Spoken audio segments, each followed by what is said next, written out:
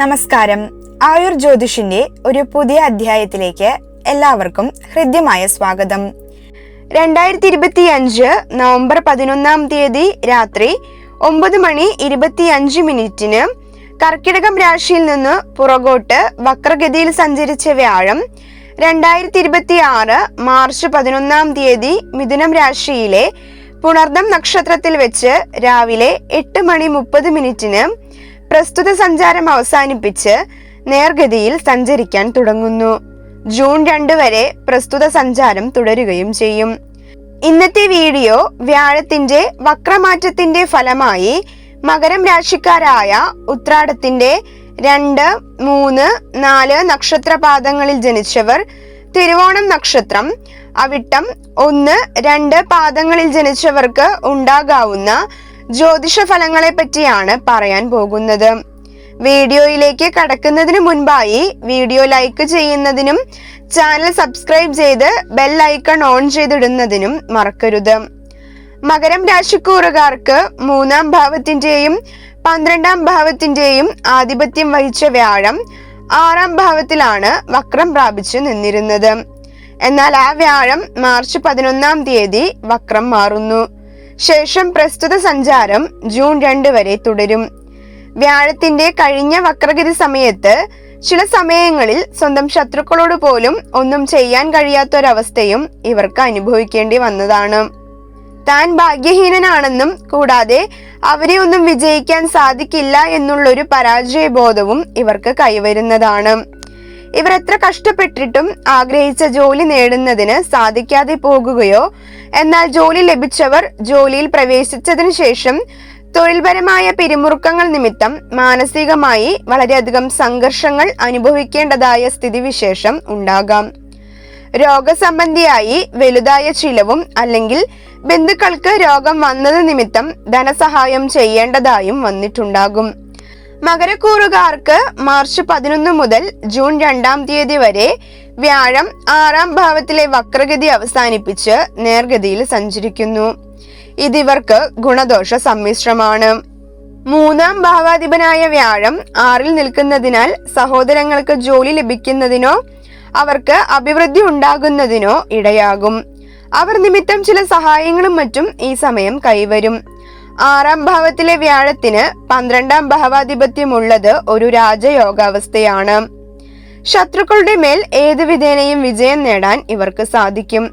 എന്നിരുന്നാലും ആരോഗ്യ സംരക്ഷണത്തിനു വേണ്ടിയോ രോഗസംബന്ധിയായോ പണം ചിലവഴിക്കേണ്ട അവസ്ഥയും കടന്നു വന്നേക്കാം.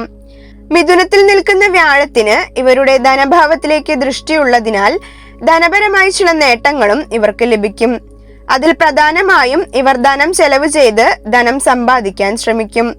പണമിടപാട് സ്ഥാപനങ്ങൾ നടത്തുന്നവർക്കും ബാങ്കിംഗ് മേഖലയിൽ പ്രവർത്തിക്കുന്നവർക്കും വ്യാഴത്തിന്റെ ഈ ചലനമാറ്റം വളരെ ഐശ്വര്യങ്ങൾ നേടിത്തരും. 6-ാം ഭാവത്തിൽ വ്യാഴം നിൽക്കുന്നതിനാൽ ഒരുപക്ഷെ കടങ്ങൾ വന്നു ഭവിച്ചേക്കാം. എന്നാൽ വീട് പണിയുന്നതിന് വളരെ അനുകൂലമായ സമയമാണ് മാർച്ച് 11 ശേഷം ഉള്ളത്. അതിനുള്ള അത്തരം കാര്യങ്ങൾക്കായി ശ്രമിച്ച് ആ കടം വരുത്തി വെക്കുകയാണെങ്കിൽ അത് നിങ്ങൾക്ക് പിന്നീട് ഒരു അസറ്റായി മാറുന്നതാണ്. കൂടാതെ 6-ാം ഭാവം രോഗസ്ഥാനമായതിനാൽ ഇവർ പുതിയ ജീവിതശൈലി രൂപപ്പെടുത്തിയെടുക്കേണ്ടതും സമയാസമയങ്ങളിൽ കൃത്യമായി രക്തപരിശോധനയും മറ്റും നടത്തി വൈദ്യന്മാരെ കണ്ട് വേണ്ട നിർദ്ദേശങ്ങൾ സ്വീകരിക്കുന്നതും നല്ലതാണ്. കൂടാതെ 6-ാം ഭാവം കള്ളന്മാരുടെ സ്ഥാനം കൂടി ആയതിനാൽ വീട്ടിൽ സൂക്ഷിച്ചിരിക്കുന്ന വിലപിടിപ്പുള്ള വസ്തുവകകൾ വളരെയധികം സൂക്ഷിക്കേണ്ടത് അത്യാവശ്യമാണ്. 6-ലെ വ്യാഴത്തിന് 10-ാം ഭാവത്തിലേക്ക് ദൃഷ്ടിയുള്ളതിനാൽ ജോലിയിൽ പ്രമോഷനോ ശമ്പള വർധനവോ പ്രതീക്ഷിക്കാം. എന്നിരുന്നാലും ജോലി സംബന്ധമായി കുറച്ച് അലച്ചിലുകളെല്ലാം ഇവർക്ക് അനുഭവിക്കേണ്ടതായും വന്നേക്കാം. എന്നിരുന്നാലും മാർച്ച് 11 ശേഷമുള്ള കാലഘട്ടത്തിൽ ധനപരമായി ഒരുപാട് കയറ്റിറക്കങ്ങൾ ജീവിതത്തിൽ ഉണ്ടായേക്കാം. കൂടാതെ അധികാരസ്ഥാനത്തിരിക്കുന്നവരോട് ഇടപഴകുമ്പോൾ അനുനയത്തോടുകൂടി പെരുമാറുക. അവരോട് കാണിക്കുന്ന ദേഷ്യം പിന്നീട് ദൂരവ്യാപകമായ പ്രശ്നങ്ങൾ ഉണ്ടാകുന്നതിന് ഇടയാക്കിയേക്കാം. വ്യാഴം 6-ാം ഇടത്ത് നിൽക്കുന്ന കാലം എത്ര സന്തോഷപ്രദമായ വാർത്തകൾ ശ്രവിച്ചാലും സന്തോഷം അനുഭവപ്പെടില്ല എന്നതാണ്. അതായത് 6-ലെ വ്യാഴം സാധാരണയായി മാനസികമായാണ് ബാധിക്കുക. എത്ര സന്തോഷകരമായ ജീവിതാവസ്ഥയാണെങ്കിലും ഇവർക്ക് മനസ്സിൽ ദുഃഖം നിറഞ്ഞു നിൽക്കുന്നതായി അനുഭവപ്പെട്ടേക്കാം. മനസ്സിൽ ഡിപ്രഷൻ ഉടലെടുക്കുന്നതിന് സാധ്യതയുള്ള സമയമാണിത്. അതിനാൽ തന്നെയും പ്രാണായാമം, മെഡിറ്റേഷൻ മുതലായ കാര്യങ്ങൾ നിത്യവും പ്രാക്ടീസ് ചെയ്യുന്നത് ഇത്തരം അവസ്ഥകളിൽ നിന്നും മോചനം നൽകും. വ്യാഴം ജ്ഞാനത്തിന്റെ കാരകനായതിനാൽ തന്നെ ബാധിച്ചിരിക്കുന്ന രോഗങ്ങൾ കൃത്യമായി കണ്ടെത്താനും ഉചിതമായ ചികിത്സ തേടാനും സാധിക്കും. രോഗം വന്നാൽ അത് പെട്ടെന്ന് ഭേദമാകാനും സാധ്യതയുണ്ട്. എന്നാലും ഇവർക്ക് ഏറ്റവും കൂടുതൽ പ്രയാസങ്ങൾ അനുഭവിക്കേണ്ടി വരിക സ്വന്തം ബന്ധുക്കളിൽ നിന്ന് തന്നെയായിരിക്കും. ബന്ധുക്കൾ നിമിത്തം പലവിധേന ദുഃഖങ്ങളും ദുരിതങ്ങളും വ്യാഴത്തിന്റെ ചലനമാറ്റത്തിന് ശേഷം ഇവർക്ക് ഉണ്ടായേക്കാം. അതിനാൽ തന്നെ തനിക്ക് പ്രയാസങ്ങൾ ഉണ്ടാക്കാനിടയുള്ള ചില ബന്ധുജനങ്ങളെ അടുത്ത വ്യാഴം അനുകൂലമാകുന്ന ഒരു സമയം വരെ അകറ്റി നിർത്തുന്നതായിരിക്കും നിലവിൽ നല്ലത്. ഇവർക്കൊരു പക്ഷേ മാതൃവീട്ടുകാരുടെ ഭാഗത്തു നിന്നോ മാതാവിന്റെ ഭാഗത്തു നിന്നോ സഹായ സഹകരണങ്ങൾ ലഭിക്കാൻ ഇടയായേക്കില്ല. വ്യാഴം 6ാം ഭാവത്തിൽ നിൽക്കുമ്പോൾ കടബാധ്യതകൾ വർദ്ധിക്കാൻ സാധ്യതയുണ്ടെങ്കിലും ആ കടങ്ങൾ തിരിച്ചടയ്ക്കുന്നതിനുള്ള വഴികളും വരുമാന സ്രോതസ്സുകളും തുറന്നു കിട്ടും. നിലവിലെ കടങ്ങൾ പരിഹരിക്കുന്നതിനുള്ള പദ്ധതികൾ ആസൂത്രണം ചെയ്യാനും സാധിക്കും. എന്നാൽ മുൻകൂട്ടി പണം തരാമെന്നോ മറ്റോ നിശ്ചയിച്ചിരുന്ന കാര്യങ്ങളെല്ലാം ഒരുപക്ഷെ മുടങ്ങുന്നതിന് വ്യാഴത്തിന്റെ ചലനമാറ്റത്തോടെ ഇടയായേക്കാം. അതിനാൽ ഒന്നിലധികം മാർഗങ്ങൾ കണ്ടെത്താൻ ശ്രമിക്കുക. വ്യാഴം അതിന്റെ 12ാം ഭാവത്തെ നോക്കുന്നത് നിമിത്തം അനാവശ്യമായ വലിയ നഷ്ടങ്ങൾ ഒഴിവാക്കാനായി സാധിക്കും. കൂടാതെ ബിസിനസ് സംബന്ധിയായ ദൂരയാത്രകൾ അനുകൂലമാകും. എന്നാൽ ഇവർക്ക് വ്യാഴം നേർഗതി പ്രാപിച്ച ശേഷം വാഹന ഗുണം നന്നായി ലഭിക്കുന്നതാണ്. ഇഷ്ടപ്പെട്ട വാഹനം വാങ്ങുന്നതിനിടയാകുകയും തന്റെ വീട്ടിലേക്ക് ആവശ്യമായ ഗൃഹോപകരണങ്ങളോ മറ്റോ വാങ്ങുന്നതിനും തന്റെ കുടുംബത്തെ പഴയ കഷ്ടപ്പാടുകളിൽ നിന്നും നീക്കി കുറച്ചുകൂടി സാമ്പത്തികമായി ഉയർച്ച നൽകുന്നതിനുമെല്ലാം ഈ ചലനമാറ്റം കാരണമാകും. മകരക്കൂറുകാർക്ക് എതിരാളികൾ ശക്തരാണെന്ന് തോന്നാമെങ്കിലും വ്യാഴത്തിന്റെ അനുഗ്രഹം കാരണം നിയമപരമായ കാര്യങ്ങളിലും മത്സരങ്ങളിലും വിജയം നേടാൻ സാധിക്കും. തൊഴിൽ സംബന്ധമായി ഇതുവരെ ഉണ്ടായിരുന്ന തർക്കങ്ങളും പ്രശ്നങ്ങളുമെല്ലാം വക്രമാറ്റത്തോടെ മാറുന്നതാണ്. എന്നിരുന്നാലും ഇവർക്ക് ജോലിയിൽ മാനസികമായി വളരെയധികം പ്രയാസങ്ങൾ ഉണ്ടാകാൻ ഇടയുണ്ട്. ജോലി സ്ഥലത്തും വീട്ടിലും എത്ര സന്തോഷപ്രദമായ അവസ്ഥയാണെങ്കിലും ഇവർക്ക് സന്തോഷമായി ഇരിക്കുന്നതിന് സാധിക്കാതെ വരുന്നതാണ്. അതിനാൽ തന്നെ ഇവർ പ്രാണായാമം, മെഡിറ്റേഷൻ പോലുള്ള കാര്യങ്ങൾ പഠിച്ച് നിത്യവും അത് ചെയ്യുന്നത് ഏറ്റവും ഗുണപ്രദമാണ്. അപ്രകാരം ചെയ്യുന്നതിലൂടെ മാനസികമായി വളരെ സന്തോഷം കൈവരിക്കുന്നതിനും എല്ലാവിധ പ്രതിസന്ധികളെ നേരിടുന്നതിനും ഇവർക്ക് സാധിക്കുന്നതാണ്. 6ാം ഭാവം ദൈനംദിന ജോലിയെയും സേവനത്തെയും സൂചിപ്പിക്കുന്ന ഒരു ഭാവം കൂടിയാണ്. വ്യാഴം ഈ ഭാവത്തിൽ വരുമ്പോൾ ജോലിയിൽ നിങ്ങളുടെ പരിശ്രമം വർദ്ധിക്കുകയും അതിലൂടെ മേലുദ്യോഗസ്ഥരിൽ നിന്നും സഹപ്രവർത്തകരിൽ നിന്നും അംഗീകാരം ലഭിക്കുകയും ചെയ്യും. കഠിനാധ്വാനത്തിന് ഫലമുണ്ടാകും. മറ്റുള്ളവരെ സഹായിക്കുന്നതിലും സേവനം ചെയ്യുന്നതിലും ഇവർക്ക് കൂടുതൽ താല്പര്യമുണ്ടാകും. ചാരിറ്റി പ്രവർത്തനങ്ങൾ ഈ സമയത്ത് പുരോഗമിക്കും.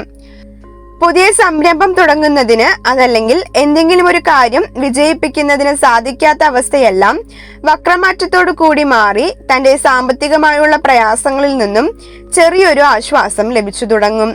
കടങ്ങളെല്ലാം അല്പാൽപമായി വീട്ടുന്നതിന് അവസരങ്ങൾ ഉണ്ടാകുന്നതാണ്. ജോലിയിൽ മാനസികമായുള്ള പ്രയാസങ്ങൾ ഒഴിച്ചു നിർത്തി കഴിഞ്ഞാൽ സാമ്പത്തികമായി വളരെയധികം മെച്ചം ഈ കാലഘട്ടത്തിൽ ഉണ്ടാകും. വ്യാഴത്തിന്റെ വക്രമാറ്റത്തിനു ശേഷം ഇവർ ധനം ചെലവഴിച്ച് സ്വത്തുവകകൾ വാങ്ങിയിടുന്നത് വളരെ അനുകൂലമാണ്. 6ലെ വ്യാഴത്തിന്റെ സമയത്ത് സാമ്പത്തിക ബാധ്യത ഉണ്ടാകും. എന്നിരുന്നാലും ആ സാമ്പത്തിക ബാധ്യതകൾ തങ്ങൾക്ക് അനുകൂലമായ വസ്തുക്കളാക്കി മാറ്റിയാൽ അത് ഗുണപ്രദമായിരിക്കും.